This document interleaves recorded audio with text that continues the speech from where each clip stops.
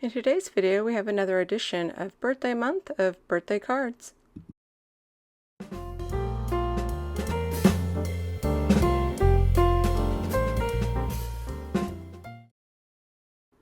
Hi, I'm Stacy and welcome to my channel. I hope you enjoy and are inspired to create. We're going to jump right in. I'm using a stamp from Pink Ink Designs. It's called Balloon Mouse. It's a Wee Folks series, and I just thought this little mouse was cute, and so I wanted to use it. Mice are so fun to color up for me. And then I'm going ahead and stamping this out. This is some heavyweight cardstock. I got it from my brother who works for a printer. So I'm not quite sure what it is, but I like the way ink blends on it. That's why I used it.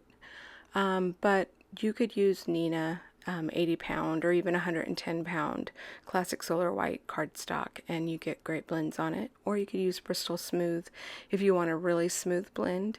You could even use watercolor or mixed media, but those are really going to suck up your inks or like your Copics, and they're going to have texture. I created some masks out of just some plain old copy paper and two-way repositionable glue, and I stamped them out, cut on the line, and then I went ahead and placed it over my images, and then I'm taking some distress ink and I'm blending it in like a swoosh.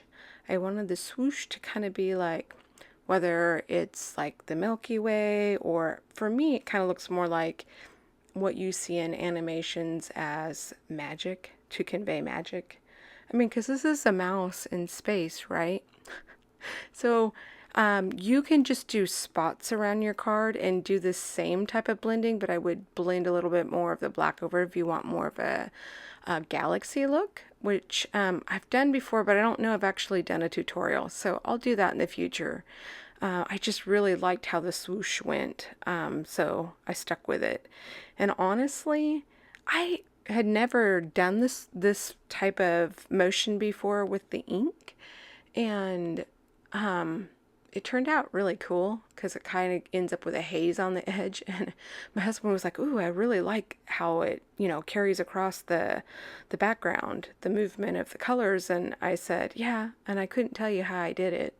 I mean, I've made galaxy backgrounds before, but not one like this. But so if you haven't tried this before, it's really forgiving, because what brings it all together is that black ink you blend over and also the splatters. So, or spatters, however you say it. And that's Dr. P.H. Martin white bleed proof or something like that ink. I put it on the screen.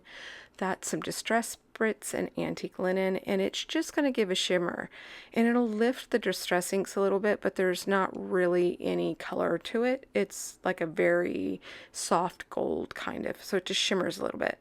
And then that's some silver ink. It's like an iridescent ink from Dr. P.H. Martin as well, and that will give the appearance of like the white stars, but they shimmer. And as you saw when I was ink blending the little mouse, the leg peeled up. And I was not going to stamp this out all over again. I was not going to ink blend all over again. So I took some water on that paintbrush and lifted those distress inks a little bit. Did it lift it all the way? No, but I was going to keep going, and you'll see how I, how I kind of disguised the fact that I had a boo-boo there.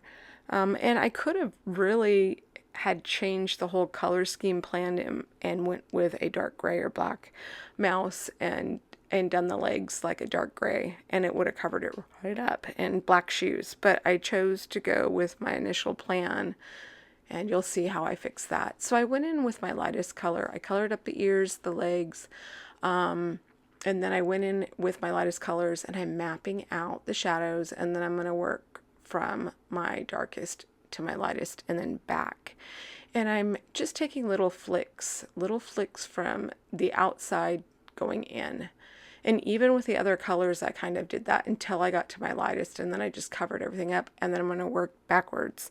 So I did my mapping and my shadows with my lightest, then I went with my darkest to my lightest, and now I'm going back from my lightest to my darkest. And as I do that, I'm flicking from the inside out, and then I'm going to go back in and add little flicks and dots to add texture to the fur, because I really liked how that was looking and I wanted it to look furry.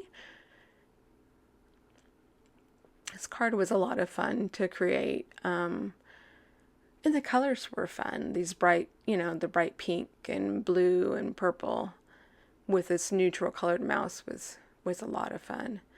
So here I am, I'm going back in, I'm adding little tiny flicks, like that marker's barely touching the paper. And then I'm switching the colors and going back from my darkest to my lightest. And you'll see when I get to my lightest, I do add some flicks and some dots in there, but it's not going to totally show up. It will a little bit because as you layer alcohol ink or alcohol markers, they do get a bit darker, but that paper's pretty saturated. So I'm taking my lightest and then my next color up that I use, my next darkest color, and I did the tip to tip just to add some more flicks in the center there so that the mouse didn't have all this fur over it and not any in the light portions of the shading. And then I'm going in and adding some pinks into its skin tone. And then I'm coloring in. I bet you guys were all like, oh, you didn't cut the mask to where the arms and in between by the tail. Those are so tiny that I was going to go in. I knew I was going to go in with either a dark gray or even a black marker. But because that black soot isn't like pitch black, I went in, I think, with like a C8. I think that's what it was. It was on screen. And then I wanted to pull in that pink, that picked raspberry, and so I colored in the balloon like that. And I debated whether or not to color this like a galaxy with a different blue, the purple, and the pink. And I thought, it's a pretty small image. I want the balloon to pop and be bright, but I didn't want it to steal the show either. I just wanted it to be a supporting actor, I guess. And then here's where I'm going in. And I started with a really light cool gray to tone back the little skin tones so that I can make it blend in so that it looks intentional that that one leg had the gray shading to it. And then I'm going back in with those E markers to lift it a little bit, add a little bit, deposit a little bit more color. And then I colored in the shoes with the same colors I used for the balloon. And then I needed to knock that back too because the other shoe wasn't as bright. So I took the gray to it. And then I'm just taking and I sharpened this pencil before I started using it. This is a black Prismacolor marker, and I'm going around and just adding little flicks where the fur would be. And then I'm going over the whiskers. And I'm wanting to add more texture and depth. I'm wanting to make her look a little bit more furry. And then I just brought in a brown pencil, same thing, and so they're like little dashes and little dots and just texture, because it's not so detailed that I'm gonna get realism right, but I just really wanted it to look furry. And then I believe I brought in a little bit lighter, like 2 different shades of brown. I couldn't tell you which ones. I think one was chocolate and then one was more of a tannish color. But I believe that one might be the chocolate color. You might be able to make it out on the screen, but just use whatever you have to match your image.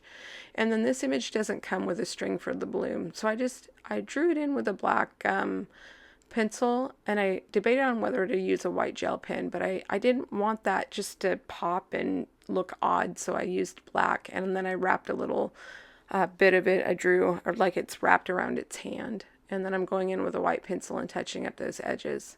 So here I'm going over everything I used. I used the pink Ink Designs balloon mouse. I used I believe those were the gram set of the dies for Trinity Stamps and the stretched alpha for Tim Holtz.